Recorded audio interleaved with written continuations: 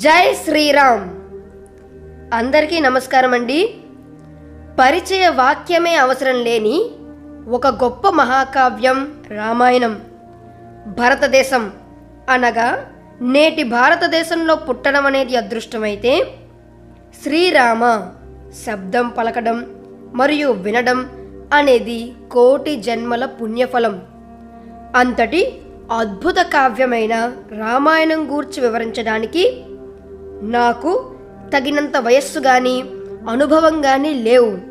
కాకపోతే ఈ గ్రంథంలోని పాత్రల ఔచిత్యాన్ని కాపాడుతూ సందర్భానుసారంగా పాత్రలకు అనుగుణంగా నా గొంతును మార్చి చదివి మీకు వినిపించి మిమ్మల్ని ఆనందింపచేయాలని చేస్తున్న నా ఈ చిన్న ప్రయత్నంలో ఏవైనా లోపాలుంటే పెద్ద మనసుతో మన్నిస్తారని ఆశిస్తున్నాను. ఇక ఈరోజు కథాంశంలోకి వెళ్దామా? శ్రీమద్ రామాయణము అరణ్యకాండ 34వ భాగము. నిండు సభలో మంత్రి సామంత దండనాథుల ముందు తనను తన చెల్లెలు శూర్పణఖ ఆ ప్రకారముగా కించపరిచి మాట్లాడడం సహించలేకపోయాడు రావణుడు. ఆమె మాటలలో నిజం ఉన్నా ఆ నిజాన్ని ఒప్పుకోవడానికి అతని అహం అంగీకరించలేదు. అందుకని పెద్ద స్వరంతో ఇలా అన్నాడు: శూర్పణఖ, ఎవరి గురించి నువ్వు మాట్లాడుతున్నావు? రాముడు రాముడు అంటున్నావు. ఎవరా రాముడు? అతని బలపరాక్రమములు ఏ పాటివి? అతను ఎలా ఉంటాడు? అతడు దండకారణ్యంలోకి ఎందుకు ప్రవేశించాడు? నా సోదరులు కరుని దూషణుని చంపాడంటున్నావు. అతని వద్ద ఏ ఏ ఆయుధములు ఉన్నాయి? అనవసరమైన మాటలు మాని అసలు విషయం చెప్పు అని అన్నాడు రావణుడు. అప్పటికి శూర్పణఖకు కూడా ఆవేశం చల్లారింది. రావణునికి ఉన్నది ఉన్నట్టు చెప్పడం మంచిది అని తలచి ఇలా చెప్పసాగింది: ఓ రాక్షసేంద్ర, ఆ రాముడు అయోధ్యాధిపతి దశరథుని కుమారుడు. అతడు ఆజానుబాహుడు, అరవింద దళాయతాక్షుడు, మునివేషంలో ఉన్నాడు. కానీ ధనుర్బాణములను ధరించాడు. సౌందర్యంలో మన్మధునిని మించినవాడు. అతడు నారాచబాణములను అత్యంత వేగంగా ప్రయోగించగల నేర్పుగలవాడు. అతడు ఎప్పుడు బాణం తీస్తాడో, ఎప్పుడు సంధిస్తాడో, ఎప్పుడు వేస్తాడో ఎవరికీ తెలియదు. కానీ ఆ బాణాలు తగిలి రాక్షసులు చావడం మాత్రం కనబడుతుంది. అతని ధనుస్సు మాత్రం ఎల్లప్పుడూ వంగి వర్తులాకారంలో ఉంటుంది. అతని యుద్ధము నేను ప్రత్యక్షంగా చూశాను. అతడు ఖరదూషణులను, వారి సేనాధిపతులను, 14,000 మంది సైనికులను 1.5 ముహూర్త కాలంలో సంహరించాడు. ఆ యుద్ధంలో నేను తప్ప తక్కిన రాక్షసులు అందరూ మరణించారు. నేను స్త్రీని కాబట్టి నన్ను చంపలేదు అని అనుకుంటున్నాను. ఆ రామునికి ఒక తమ్ముడు ఉన్నాడు. వాడి పేరు లక్ష్మణుడు. అతనికి మహాకోపము, అన్నతో సమానమైన బలపరాక్రమములు కలవాడు. అతనిని జయించడం కూడా చాలా కష్టము. రామునికి కుడిభుజము లక్ష్మణుడు. ఇంకా ఆ రామునికి ఒక భార్య ఉంది. ఆమె పేరు సీత. మహాసౌందర్యవతి.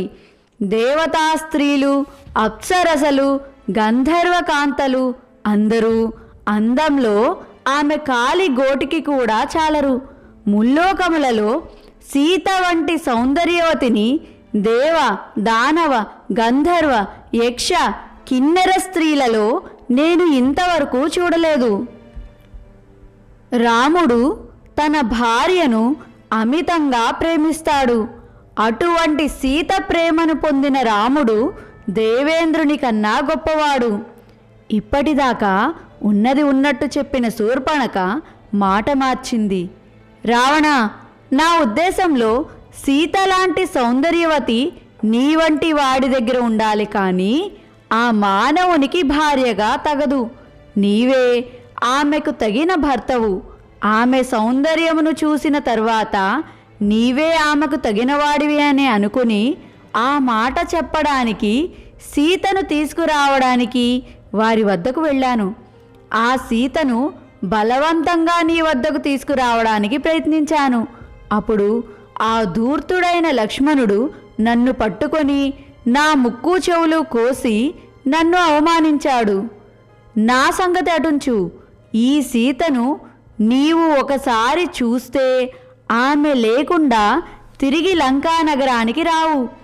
ఆమె చూపులు అనే మన్మథ బాణములకు బలి అయిపోతావు. నాకైతే ఆమె నీకు భార్యగా తగినది అనిపించింది. నీకు కూడా అదే ఉద్దేశం ఉంటే వెంటనే బయలుదేరు. ఆ రామలక్ష్మణులను చంపి సీతను తీసుకునిరా.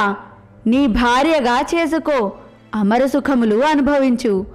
ఆ రామలక్ష్మణులను చంపి రాముని చేతిలో చచ్చిన రాక్షసుల ఆత్మలకు శాంతి చేకూర్చు. లక్ష్మణుని చంపితేనే నా అవమానానికి ప్రతీకారం చేసిన వాడివి అవుతావు. రామలక్ష్మణులు చస్తే సీత నీ వశమవుతుంది. సీత లాంటి సౌందర్య రాశి భార్యగా ఉన్న నిన్ను ముల్లోకాలు శ్లాఘిస్తాయి. నీ ఇష్టమైతే నేను చెప్పినట్టు చెయ్యి. సీత మంచి మాటలతో నీకు లొంగకుంటే బలాత్కారంగా అయినా తీసుకునిరా, నీ భార్యగా చేసుకో. రాక్షసేంద్ర, అన్నింటికన్నా ముందు ఆ రాముడు నీ రాక్షస సేనలను సర్వనాశనం చేశాడు అని గుర్తుంచుకో. రాముడిని సంహరించకపోతే దండకారణ్యంలో నీ సార్వభౌమత్వానికి విలువ ఉండదు. తరువాత నీ ఇష్టం అని లేనిపోని మాటలతో రావణుడిని రెచ్చగొట్టింది శూర్పణఖ. శ్రీమద్ రామాయణము అరణ్యకాండ 34వ భాగము సంపూర్ణము. హరి ఓం తత్సత్.